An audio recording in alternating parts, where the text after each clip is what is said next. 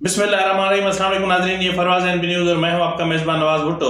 नाज़रीन, क्या पाकिस्तान में इंतखाबात के इल्तवा के हवाले से किसी न किसी सतह या किसी न किसी लेवल पर कोशिशें हो रही हैं, और हो रही हैं तो किस तरह की कोशिशें हो रही हैं? क्या जो है वो मुआशी एमरजेंसी नाफिज करके क्या इंतखाबात के इल्तवा की कोशिश की जा सकती है, और की जा सकती है तो फिर ये कोशिश कौन करेगा? इस पर हम बात करेंगे। और फिर बात करेंगे 10 जनवरी इमरान खान के लिए इंतहाई खतरनाक क्यों साबित होने जा रहा है। आखिर 10 जनवरी को ऐसा क्या होगा कि इमरान खान पर कयामत टूट पड़ेगी। और फिर ये जो अपना ताहयात नाअहली 62-1F यानी 62 और 63 यानी सादिक और अमीन वाला जो मामला है, उसके हवाले से जजिस का माइंड क्या बता रहा है, और जिन माइकर्स ने अपने ख्यालात का इजहार किया है उसके हिसाब से भी हम क्या नतीजा अखज़ कर सकते हैं, या फिर आज मुमकिना तौर पर कौन सा बड़ा फैसला आ सकता है, और इस बड़े फैसले से किस किस रहनुमा को जो है वो रिलीफ मिल सकता है, इस पर भी हम बात करेंगे। और बात करेंगे कि शेर की कछार में घुसकर और तीरों की बारिश की गई है, और ये शेर की कछार कहाँ थी और किसने घुसकर तीर चलाए। और इसके अलावा हम बात करेंगे जनरल फैज हमीद के हवाले से कि जनरल फैज हमीद ने फैजाबाद धरना केस के मामले पर किस तरह के इल्जामात किस तरफ डाइवर्ट करने की कोशिश की है। क्या इसमें जनरल कमर जावेद बाजवा भी फंसते हैं? क्या सिर्फ साबिक डीजी ISI नवीद मुख्तार साहब को बुलाया जाएगा, या फिर अब जरूरत पड़ सकती है कि जनरल कमर जावेद बाजवा भी पेश हों? तो इस हवाले से ये तमाम उमूर आज के व्लॉग में शामिल होंगे। जी नाज़रीन, हम बात कर रहे हैं पाकिस्तान में इंतखाबात के इल्तवा के हवाले से। पाकिस्तान में इंतखाबात के इल्तवा के हवाले से संजीदा किस्म की कोशिशें अब भी जारी हैं, जबकि सुप्रीम कोर्ट वाज़े कर चुकी, और गुज़िश्ता रोज भी जब इसका ताहयात नाअहली के केस की समाअत चल रही थी, तो उसमें भी चीफ जस्टिस ने एक बार दोहराया कि क्यों, आखिर कौन है जो ये साजिशें कर रहा है, किस सतह पर ये कोशिशें हो रही हैं। तो नाज़रीन, ये कोशिशें हो रही हैं, बिल्कुल हो रही हैं, क्योंकि जो केयरटेकर सेटअप है, इनको कुछ और मजा लूटना है, कुछ और मजा लेना है, इक़्तिदार का कुछ और मजा चखना है। इतने थोड़े से वक्त में पेट थोड़ी ना भरता है, ना पेट भरता है ना बैंक बैलेंस भरता है, तो आखिर कुछ तो हो ना।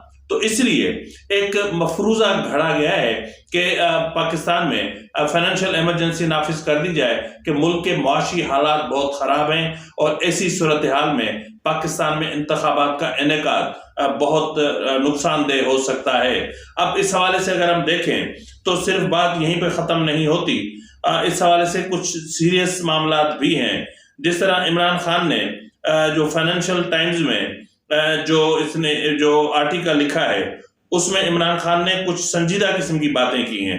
अब इमरान खान का कहना है कि मौजूदा हालात में इंतखाबात हुए भी तो तबाहकुन और मजे का खेज साबित होंगे। ये इमरान खान का जो अपना आर्टिकल छपा है, उसमें ये बातें की गई हैं जरीदा एक दी इकोनॉमिस्ट में।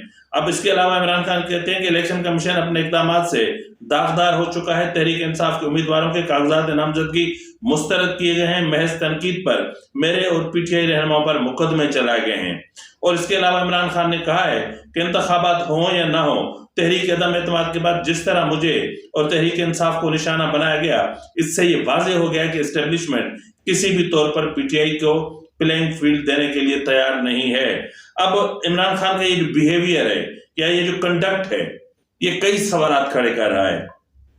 जिस तरह गुज़िश्ता रोज़ तौहीन इलेक्शन कमीशन के हवाले से इलेक्शन कमीशन के 4 अराकीन जब वहां पहुंचे अडियाला, तो इमरान खान ने उनको संजीदा किस्म की धमकियां दी, उनको आर्टिकल 6 की धमकियां दी, और पूरे यकीन के साथ कहा कि हम एक बरसरे इक़्तिदार आएंगे, जब आएंगे तो फिर मैं तुम लोगों के खिलाफ आर्टिकल 6 की कार्रवाई करूंगा।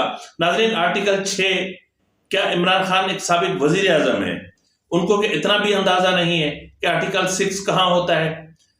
नाज़रीन, मैं यहाँ पर आपको ये भी बताता चलूं कि जमायमा खान और उनके बेटों की तरफ से अमेरिकी कांग्रेसमैन की तरफ से एक प्रेशर डेवलप करके जिस तरह अमेरिका की हिमायत हासिल करने की कोशिश की गई थी, वो उसमें नाकाम हो चुके हैं। अमेरिका मुतवातिर जब भी अमेरिका सॉफ्ट कॉर्नर अमेरिका के दिल में पैदा होता है इमरान खान के लिए, ठीक उसी वक्त इमरान खान ایسا اسٹیٹمنٹ دے مارتے ہیں کہ جس سے حالات کنٹرول سے نکل جاتے ہیں۔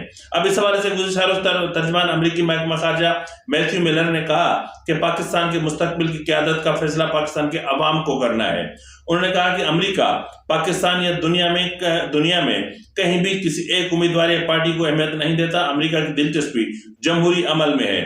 ایک سوال کے جواب میں ترجمان نے امریکی محکمہ خارجہ کہنا تھا کہ بانی پی ٹی آئی کے الزامات بے بنیاد ہیں۔ امریکہ چاہتا ہے کہ انتخابات پاکستانی قوانین کے مطابق آزادانہ اور منصفانہ ہوں۔ تو ایسی صورتحال میں اب آپ اندازہ کر لیں کہ عمران خان کہاں اور کس طرح جا کے پھنسے ہیں، اور پھر جس طرح جو ہے فائنینشیل ایمرجنسی کی آڑ لے کر یا پھر خیبر پختونخوا اور بلوچستان میں امن و امان کی خراب صورتحال کی آڑ لے کر یا پھر شمالی علاقہ جات میں برف باری اور شدید سردی کی آڑ لے کر انتخابات کے التوا کی باتیں کی جا رہی ہیں۔ تو بہرحال اس وقت تک تو ہم کنفرم ہیں کہ انتخابات 8 فروری کو ہی ہوں گے۔ تو اب آگے دیکھتے ہیں کہ کیا ہوتا ہے۔ ناظرین، پی ٹی آئی اور اسٹیبلشمنٹ کے معاملہ کے بیچ میں کس طرح کے معاملات قائم ہونے جا رہے ہیں، قائم ہو سکتے ہیں یا نہیں ہو سکتے ہیں، اور پھر پی ٹی آئی کے ساتھ یہ ہو رہا ہے، اور پھر پی ایم ایل این کے اندرونی اختلافات اور ٹکٹوں کی تقسیم کے معاملے پر جو مسائل ہیں ان کے حوالے سے میں اگلے ولاگ میں تفصیل سے بات کروں گا۔ اب ناظرین، جہاں یہ بات ہے تو وہیں پر 10 جنوری عمران خان پر ایک قیامت بن کے ٹوٹنے جا رہی ہے۔ جی، 10 جنوری کو عمران سب کے جس وارڈ میں وہ ہوں گے جیل کے، وہاں صفحہ ماتم بچھی ہوگی، اور ایک صفحہ ماتم وہاں بچھی ہوگی اور دوسری صفحہ ماتم وہاں بچھی ہوگی جہاں ان کی زوجہ محترمہ بشرا بی بی ہوں گی، کیونکہ 10 جنوری کو عدت میں نکاح کے حوالے سے جو کیس ہے جج قدرت اللہ صاحب کی عدالت میں، اس میں جو ہے وہ اپنا فرد جرم عائد ہونی ہے۔ اب جب فرد جرم عائد ہونے کے بعد آپ کو پتا ہے کہ کیس کا پروسیس بڑا کوئکلی نمٹایا جاتا ہے اور پھر معاملہ سزا کی طرف جاتا ہے۔ تو بہرحال دیکھتے ہیں کہ اس میں کیا ہوتا ہے۔ ناظرین، جس طرح میں نے بات کی کہ شیر کے کچھاڑ میں گھس کر، جی ناظرین، شیر کی کچھاڑ میں گھس کر تیروں کی بارش کی ہے بلاول بھٹو زرداری نے۔ اس وقت بلاول بھٹو زرداری پنجاب میں، اور گزشتہ روز آپ نے دیکھا ہوگا کہ پاکستان پیپلز پارٹی کی سینٹرل ایگزیکٹو کمیٹی کا اجلاس بھی لاہور میں ہوا تھا، اور پاکستان پیپلز پارٹی جس کو پنجاب بھول چکا تھا، پاکستان پیپلز پارٹی جس نے پنجاب سے اپنی بورے بستر باندھ لیے تھے، پاکستان پیپلز پارٹی جس کو یہ بھی اندازہ نہیں تھا کہ ہم کیا کھو رہے ہیں، اپنا نواز شریف سے اتحاد کے عشق میں پاکستان پیپلز پارٹی نے پنجاب خود کھویا تھا۔ اب وہی پنجاب دوبارہ حاصل کرنے کے لیے ان کو بڑے جتن کرنے پڑ رہے ہیں۔ بہرحال کچھ لوگوں کے دلوں میں آج بھی بھٹو زندہ ہے، کہیں کسی سطح پر شہید محترمہ بینظیر بھٹو زندہ ہیں، تو اس حوالے سے بلاول بھٹو زرداری کو اچھا ویلکم کیا جا رہا ہے، خوشی ہوتی ہے۔ اب دیکھیں کہ گزشتہ روز جس طرح جاتی امراء میں جا کر بلاول بھٹو زرداری نے وہاں پر جلسہ کیا، اور پھر ایک مشورہ بھی دیا نواز شریف کو کہ آپ کو دل کی تکلیف ہے نا، تو ہم یہیں پہ NICVD کھلوا دیں گے۔ تو NICVD، اس میں کوئی شک نہیں کہ پاکستان پیپلز پارٹی کا بہت بڑا کارنامہ ہے، جس طرح اس کا جال بچھایا ہے۔ میں خود بیٹھا ہوں آپ کے سامنے، میری اوپن ہارٹ سرجری ہوئی ہے، اور وہ موسٹ جو ہے وہ اپنا کمپلیکیٹڈ میرا کیس تھا، لیکن اس کے باوجود ڈاکٹرز نے جو محنت کی اور جس طرح آپریشن ہوا، جس طرح میں نے سروائیو کیا، وہ میں جانتا ہوں۔ لیکن اگر NICVD نہ ہوتا تو میرے خیال میں میرے پاس کراچی کے نجی ہاسپٹلز میں یا بیرون ملک جا کر ایک غریب صحافی کے پاس کچھ نہیں ہوتا۔ ہمارے پاس سوائے الفاظ کے، سوائے ایک کیریئر کے، اور کچھ نہیں ہے۔ کل بھی ہاتھ خالی، آج بھی ہاتھ خالی، کل بھی جھولی خالی، آج بھی جھولی خالی، توکل تو اللہ۔ تو بہرحال بلاول بھٹو زرداری نے بہت مطلب شدید طریقے سے ان پر جو ہے وہ تنقید کی، اور اس کے علاوہ بلاول بھٹو زرداری کو وہاں اچھا رسپانس مل رہا ہے، لیکن بلاول بھٹو زرداری کے جیتنے کے امکانات بھی بڑھ رہے ہیں۔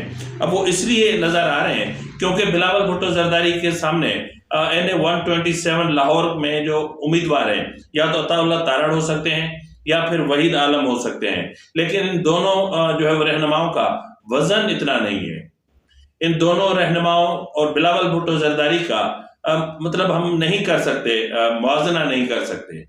یعنی اگر نواز شریف ہوتے یہاں پہ، اگر شہباز شریف ہوتے، اگر اور کچھ نہیں تو مریم نواز ہوتی، تو مقابلہ بنتا تھا، کمال کا مقابلہ بنتا اور ٹکر کا مقابلہ بنتا۔ لیکن اس وقت میں نہیں سمجھتا کہ کوئی بڑا مقابلہ ہو سکتا ہے، لیکن اس کے باوجود اگر بلاول بھٹو زرداری وہاں سے ہار جاتے ہیں تو پھر یہ ان کا بیڈ لک ہے، اس کے بعد کیا کہا جا سکتا ہے۔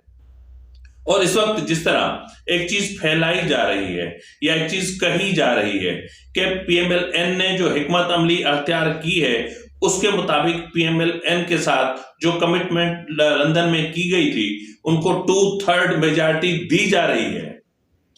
لندن میں یہ طے ہوا تھا کہ آپ آئیں، انتخابات میں حصہ لیں، ہم آپ کو 2/3 میجارٹی دیں گے۔